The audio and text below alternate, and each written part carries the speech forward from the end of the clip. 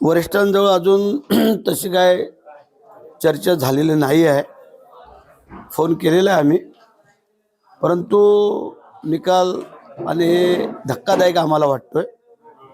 अपेक्षा नव्हती आम्हाला, कारण जवळजवळ आमचे 6च्या 6 आमदारांनी मुख्यमंत्री उपमुख्यमंत्र्यांना कळवलं, सगळ्यांनी भेटी घेऊन सांगितलं.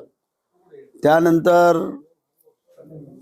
जिल्ह्यामध्ये संपूर्ण वातावरण झालेलं होतं की पालकमंत्री भरत शेठ व्हावं म्हणून. आणि आत्ता जो निकाल आलाय तो अनपेक्षित आहे, तो मनाला पटणारा नाही आहे. परंतु ठीक आहे, आता जे काय आमचे नेते एकनाथ शिंदे साहेब जो निर्णय घेतील, जो असेल तो आम्हाला मान्य करावा लागेल, कारण ते आमचे नेते आहेत. त्यांच्या नेतृत्वाखाली आम्ही सगळेजण काम करतोय. त्यांच्या मनात काय असेल किंवा काय तर ते सांगतील.